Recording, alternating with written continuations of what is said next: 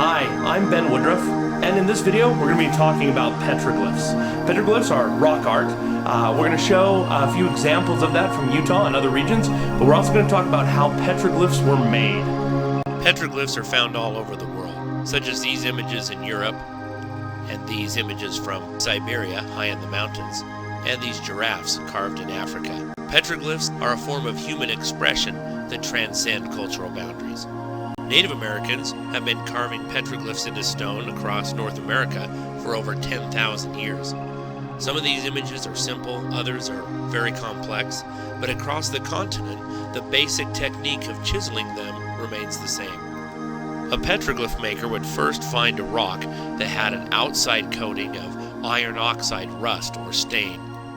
This outer coating is known as a patina. On this petroglyph, you can see that that iron oxide rust, that patina, is over the outside of the rock. It's dark. By chiseling underneath, you can see the rock underneath is much lighter. So they're just chiseling to get away that outer patina coating.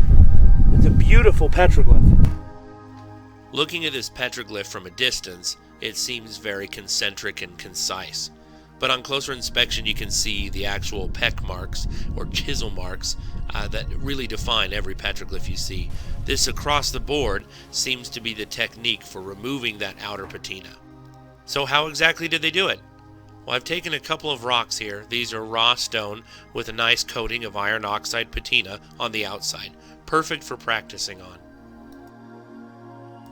One of the first techniques that's often suggested is to carve or scrape the rock away with a sharp stone.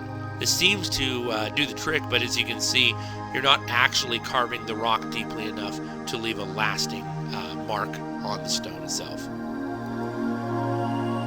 Another technique that's often suggested is to use indirect percussion with an elk antler or a moose antler and a hammer stone. This seems like it would work using the antler as a chisel. But as you can see, the stone is just too hard. I've tried this with many different types of antler before. I've had a little bit of success with moose, but not enough to leave a good mark. Another technique that's often suggested is direct percussion, using a sharp stone and directly hammering into the patina. Now this does work a little bit, but there's no precision and it doesn't leave the deep marks we find in petroglyphs. So let's take a look at a clue here. I found these stones right near the petroglyph site. It's a coarse stone similar to quartzite, and it's been clearly worked by human hand. I'm a flint knapper and I recognize the hallmark signs of percussion hits used to shape this stone. Now this piece here could be used as a hand axe or a butchering tool, but it was left on site. More importantly are these flakes or spalls, as we call them, and they don't look like much. These are actually perfect chisels for, even in the shape they're in now, for making a petroglyph. I left the artifacts in place and went home and took a raw piece of quartzite that I had available and hammered off spalls similar to what I had seen near the petroglyphs. When I was done, I had a nice grouping of chisels of different sizes and shapes. And even this square chisel, this was one of my most useful ones. I took one of the sharp edges, ground it down. The grinded edge is the edge I will use to hammer against.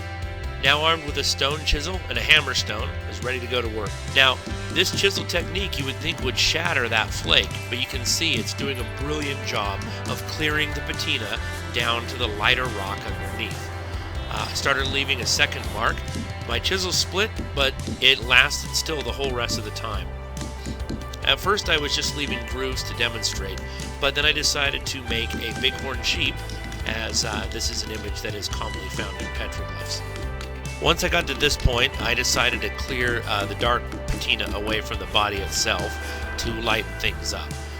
Things were looking good, but I decided to pour some water over the top to give you a better idea of just how much stone I had cleared away in only about 20 minutes of work. This simple technique of using a stone chisel and a hammer stone has been used successfully for thousands of years all over the world. It only took me 3 small chisels to do this work. If you enjoyed this video and would like to learn more about prehistoric skills, please subscribe to my YouTube channel.